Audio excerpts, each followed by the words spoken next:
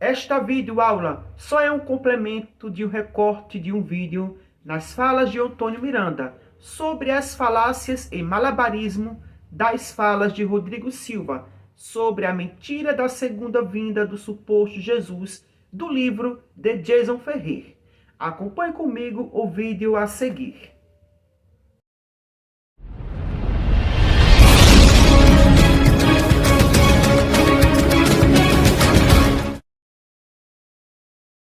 Continuando, uma questão que alguns podem perguntar, mas será que Jesus falhou na profecia? Porque aquela geração passou e ele não voltou. Como é que você responderia se um incrédulo pegasse isso aqui para lançar dúvidas sobre a veracidade da Bíblia Sagrada? Primeiro, tintim por tintim. A volta do Filho do Homem, visível assim como ele foi, ele teria que voltar. Falou a verdade que quando os discípulos perguntam isso para Jesus, é depois dele anunciar que não ficaria pedra sobre pedra no templo. E o templo, ele foi destruído na década de 70. Então não poderia de forma alguma passar disso. Porque ele estava anunciando a destruição do templo. E ele não voltou. Então tem alguma coisa errada. Aliás, eu vi na internet já uma vez alguém, assim com uma galhofa, assim, bem zoando a Bíblia, falando assim, a Bíblia dos crentes lá, olha o que Jesus falou. É o 32? O 32, eu lhes asseguro, agora que é plural, eu lhes asseguro, garantia, que não passará esta geração até que todas estas coisas aconteçam. Não passará esta geração. Não A passará geração passou. E a geração passou. Esse é o problema. Dos discípulos. Aham. E eles morreram. E agora, meus corego? Aí complicou, né? Então vamos lá, a gente vai reagir a esse vídeo aqui, ó.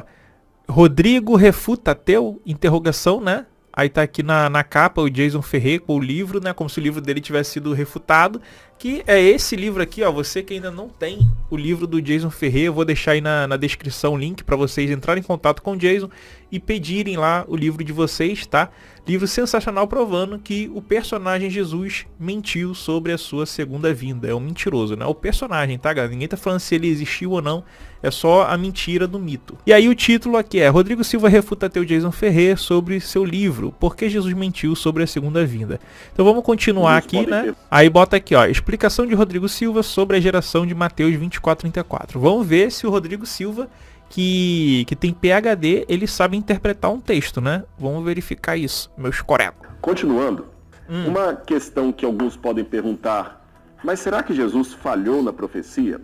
Eu vou ler uma passagem para vocês. Falhou. Aqui, olha. Mateus capítulo 24, versículo 32, Jesus disse assim: aprendam a parábola da figueira. Quando já os seus ramos se renovam e as folhas brotam, vocês sabem que o verão está próximo. Assim também vocês, quando virem essas coisas, saibam que está próximo, às portas. Esse próximo é 2000 anos? Acho que não, né? E eu já vi muita gente pregar isso aqui e aplicar a volta de Jesus. A figueira está aqui, olha. Quando vocês veem os ramos da figueira, vocês sabem que o verão está próximo. Quando vocês virem essas coisas, também está próximo. Jesus em breve voltará. Porém, contudo, entretanto, todavia, como é que você reage à continuidade da leitura? Vamos continuar? Para você que está chegando agora, estou lendo Mateus capítulo 24, versículo 32 em diante. Ele disse: aprendam a parábola da figueira. Quando já os seus ramos se renovam e as folhas brotam, vocês sabem que o verão está próximo. Assim também vocês, quando virem todas essas coisas, saibam que está próximo, às portas. Em verdade lhes digo que não passará essa geração sem que... Essa não, Rodrigo Silva. Esta. Essa geração não. Esta. Proximidade temporal. Proximidade do locutor, tá? Então é esta geração, não essa. Tudo isso aconteça. Opa, aí Jesus falhou.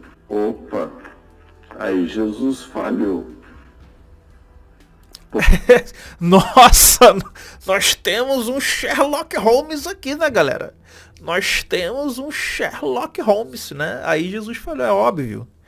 Isso é óbvio, né? Se você não considera que tudo ali está se aplicando ao conceito do Jesus romano, né? Porque se você considerar o Jesus romano, você poderia dizer que Jesus ele acertou, mas vamos ver se é isso que ele vai dar a entender, né? Aqui a gente está falando do Jesus mitológico, tá? O Jesus da fé, filho de Deus, que seria o milagreiro, né? A gente está falando disso aí.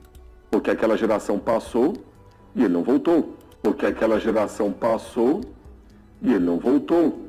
Ah, é? Ah, é, né? É o óbvio, tem que ser dito, né? Como é que você responderia se um incrédulo pegasse isso aqui para lançar dúvidas sobre a veracidade da Bíblia Sagrada? Aliás, eu vi na internet já uma vez alguém, assim com uma galhofa, assim, bem zoando a Bíblia, falando assim, a Bíblia dos crentes lá, olha o que Jesus falou, tá errado aqui. E ele pontou essa passagem aqui. Porque Jesus, antes dessa passagem que eu li, ele disse o seguinte, fica com a Bíblia aberta aí, olha, Mateus capítulo 24, versículo 29 em diante. Logo em seguida, a tribulação daqueles dias, o sol escurecerá, a lua não dará sua claridade, as estrelas cairão do firmamento e os poderes do céu serão abalados. E tu vê que Jesus ainda é burro, né? As estrelas cairão do firmamento. É porque na antiguidade eles pensavam que tinha um domo, né? Que era chamado de raquia e que as estrelas estavam presas ali. Aí que elas poderiam cair na Terra. Uma estrela só, galera. Uma estrela só, que é tipo um sol, tá?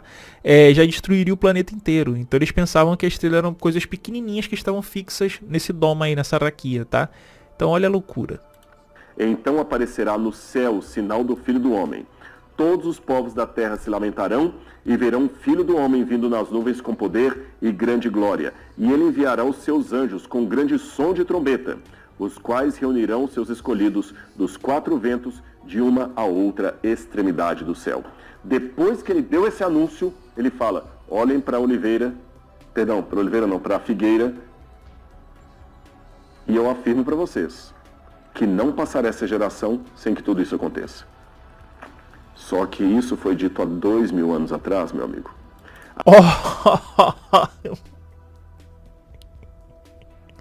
Caralho, cara, nós temos... Na moral, galera. Esse cara é um gênio, mano. É um gênio, um Sherlock Holmes. Aquela geração já passou. Exatamente. Já passou, cara.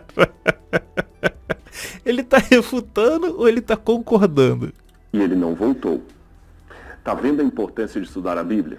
Caralho, o que ele falou? Ele não falou nada. Ele não falou absolutamente nada. Ele falou o óbvio, né?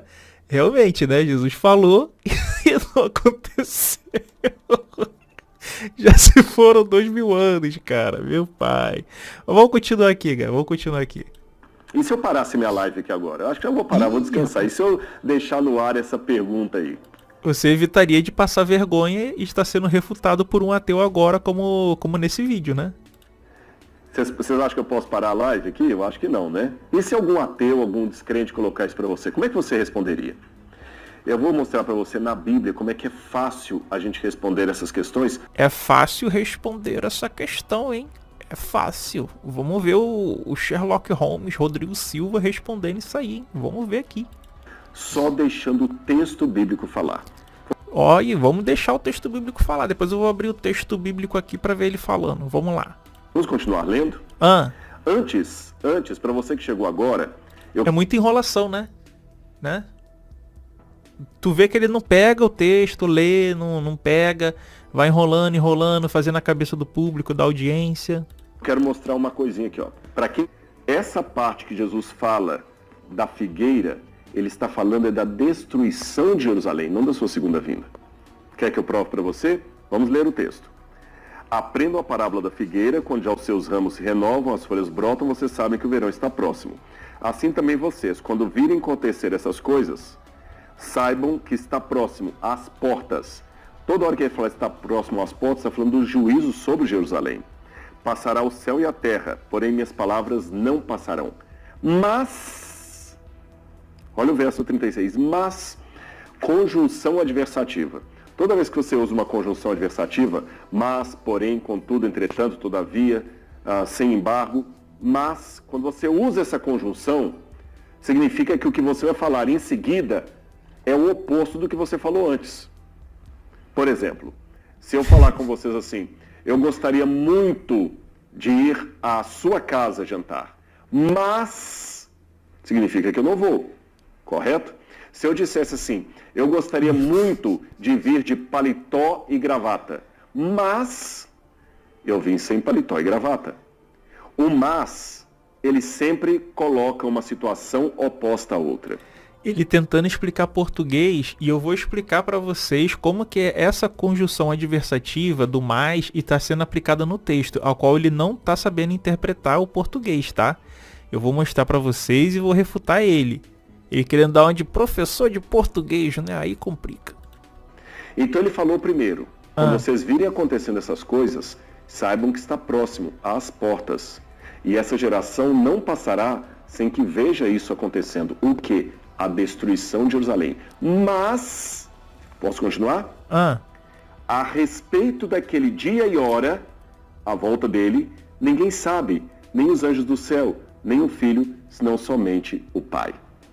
Percebeu? A destruição de Jerusalém, vocês sabem quando é? Porque está às portas. E essa geração de vocês não vai passar sem que vejam isso acontecendo. Mas com relação à minha vinda, ninguém sabe. Nem o anjo, nem os anjos, nem o Filho, senão somente o Pai. Percebeu então? Não foi um erro de Jesus. Ele deixou bem clara e de maneira distinta a diferença entre a destruição de Jerusalém e a sua vinda. Mateus 24, versículo 34. Em verdade vos digo que não passará esta geração, tempo, presente, proximidade em relação ao autor, a geração do falante, então na geração de Jesus, tá bom? Aqui aponta para a próxima questão que virá, geração, tá? Sem que todas estas coisas aconteçam. O céu e a terra passarão, mas a minha palavra não há de passar. Céu e terra aqui é uma, como é que pode dizer assim? É uma figura de linguagem para o território de Israel, de Jerusalém, tudo isso, tá? Mas daquele dia a hora ninguém sabe, nem os anjos no céu, mas unicamente meu Pai. Aí ele fala que esse mais está anulando o resto. Não. Esse mais aqui, ele está fazendo uma adversativa em relação à questão do período temporal da geração. Dentro dessa geração, do período dessa geração, essas coisas vão acontecer. Mas o período específico, o dia e hora, ninguém sabe. O dia e hora específico ninguém sabe. Entende? É isso que está sendo dito aqui no texto. Uma pequena explicação aqui para você entender rapidinho. Imagine que eu diga para você o seguinte: esse mês eu vou na sua casa, mas eu não sei o dia e a hora exata. Eu estou dizendo que eu não vou mais na sua casa esse mês? Não. Eu só estou te dizendo que dentro desse período de um mês, eu vou na sua casa. Eu só não sei se eu vou no dia 11, se eu vou no dia 7, se eu vou no dia 25, se eu vou no dia 30, eu não sei. E eu não sei se eu vou de manhã, de tarde, de noite, 1h da tarde, 8h da manhã, não sei. Eu sei que eu vou esse mês, dentro desse período de um mês, eu vou estar na sua casa. Imagine o seguinte: esse ano nós vamos viajar, mas eu não sei quando. Eu tô falando que a gente vai fazer uma viagem esse ano, só não sei te dizer quando, se vai ser em abril, se vai ser em fevereiro, se vai ser em maio. A mesma coisa é aplicada ao texto. Nesta geração vai acontecer essas coisas, inclusive a vinda do Filho do Homem, mas eu não sei o dia e a hora exato, porque só quem sabe o dia e a hora exata é o Pai. Entendeu? Aí ele dá a entender que não, ali ele está falando que é só a destruição de Jerusalém e não a vinda de Jesus. Vamos verificar no texto se não tem correlação com a vinda de Jesus? Vamos verificar aqui, ó. Aí aqui você tem um e, né? Se aqui é uma adversativa, esse mais vai trazer uma conjunção adversativa, esse e no 37 vai trazer uma aditiva, né? Vai trazer uma adição. Então, dentro dessa adição, olha o que o texto vai trazer, ó. E como foi nos dias de Noé, né? Aí vocês sabem, né? A destruição das pessoas, o dilúvio, né? Assim será também a vinda do Filho do Homem. Caraca! Então aqui, ó, já aprendeu aqui, tá? Já aprendeu aqui o contexto da destruição de Jerusalém, tá bom? Porquanto, assim como, tá comparando aqui, ó. Quando usa o como, é uma comparação, já está comparando com a questão de Noé, né? Com a questão do dilúvio. Nos dias anteriores ao dilúvio, comiam, bebiam, casavam e davam-se em casamento, até ao dia em que Noé entrou na arca. E, outra aditiva, né? Não o perceberam até que veio o dilúvio, e hoje levou a todos. Assim será também a vinda do Filho do Homem. Então, o que vocês têm que entender é o seguinte, o versículo 37, o 38, o 39 vão conectar os eventos da destruição de Jerusalém, como os eventos do dilúvio, à questão da vinda, aqui ó, assim será também a vinda do Filho do Homem. Ele está conectando o quê? A destruição, os eventos relacionados à destruição do Templo de Jerusalém, a vinda desse tal Filho do Homem, que ele não, nesse texto aqui, ele não está dizendo que é ele. É um Filho do Homem, que muitos podem interpretar, por exemplo, como sendo os imperadores romanos, tá? E olha só aqui no 29 que interessante, né? E logo depois da aflição daqueles dias, o sol escurecerá e a lua não dará sua luz, mas a lua não dá luz, tá? Jesus ainda faltou escola, né? E as estrelas cairão do céu. Então, novamente, aquela questão de que a estrela era fixa e elas caem do céu, né? E as potências dos céus serão abaladas. Então, logo depois disso aqui, tá? Ó, logo depois da aflição daqueles dias. Então, depois disso aqui tudo, então aparecerá no céu o sinal do Filho do Homem, e todas as tribos da terra se lamentarão e verão o Filho do Homem vindo sobre as nuvens do céu com poder e grande glória. Então, logo depois desse contexto que ele está falando. Qual o contexto? Eles que falam, os crentes que falam. Texto sem contexto é pretexto. Então, logo dentro do contexto da destruição do Templo de Jerusalém, Jesus está vinculando, como eu mostrei para vocês, com a vinda do Filho do Homem, que pode ser ele ou não, como interpretam outros. Então, observem o quanto Rodrigo Silva mente e faz malabarismo para tentar defender e justificar aquilo que deixa claro e nítido que estava falando referente e diretamente ao primeiro século da Era Comum, ou daquela geração. Observem a falta de sinceridade por parte do Rodrigo Silva, onde o mesmo distorce todo o contexto só para enganar todo o público leigo, que são as ovelhas desgarradas. E o mais absurdo nisso tudo é quando o mesmo troca o esta por essa. Na própria Bíblia e no texto em Mateus 24, deixa claro, esta geração e não essa geração, assim como Rodrigo Silva inventou, distorceu. O pronome demonstrativo esta indica tempo presente ou futuro muito próximo, o mais rápido possível. Já o pronome demonstrativo essa indica passado próximo ou passado mais distante, exatamente assim como Antônio Miranda falou. Agora então vamos para outro ponto muito importante, em que Rodrigo Silva vai distorcer e fazer malabarismo para tentar dar veracidade àquilo que ele finge acreditar, para enganar e controlar suas ovelhas. Quando ele se refere à parte onde é usada a conjunção mas, onde ele distorce claramente o contexto. Por isso, é importante entender o contexto da frase e avaliar qual a ideia que essa conjunção apresenta na oração, onde no contexto em Mateus usa o mas. A conjunção mas é uma conjunção adversativa. O mas também pode assumir papel de conjunção aditiva, de somar, acrescentar em uma oração.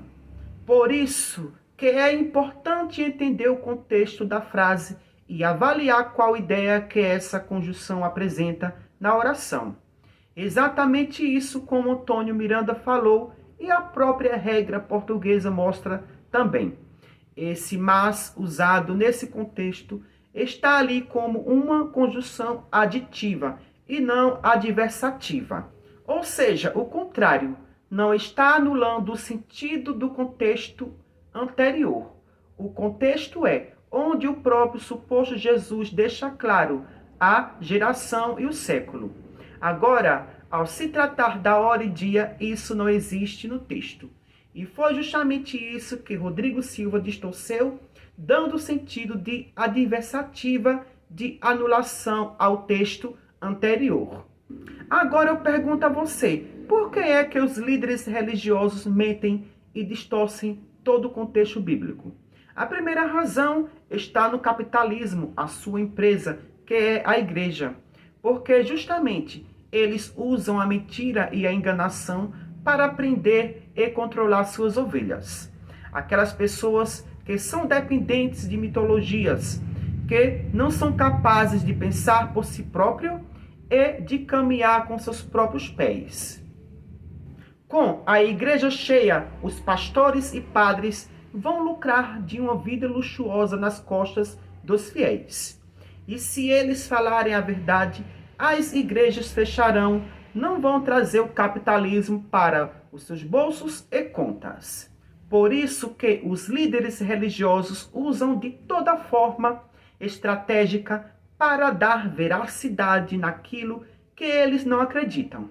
Ou você acha que esses líderes religiosos acreditam na Bíblia que existe um Deus? Pois, se você estiver com esse pensamento, saiba que você está enganado mais ainda, porque nenhum líder religioso acredita em um Deus algum. Eles sabem perfeitamente que tudo isso é fruto da criação e construção da própria humanidade. Então, o que eles puderem fazer para controlar e alienar pessoas, eles farão, porque ninguém quer ficar pobre. Sendo atendido pelo SUS, em estudar em escolas públicas, receber um salário mínimo, andar de busão, comer em lanchonetes, enfim, são os líderes religiosos que possuem uma vida de rei. Mas as ovelhas não podem. As ovelhas têm que sofrer. E enquanto os empresários da suposta fé de merda estão comendo do bom e do melhor. Deixo bem claro aqui, os meus vídeos, assim como os outros canais de ateus, nós não estamos lutando contra pessoas, e sim contra o sistema religioso, um sistema que existe há milhares de anos no mundo, mas só trouxe miséria, sofrimento, dor, sangue derramado e mortes. Por isso que está mais que na hora de abolir esse sistema perverso que é o sistema religioso. Na Europa já temos uma sociedade completamente ateia, onde o cristianismo está dissolvendo, deixando de existir na Europa.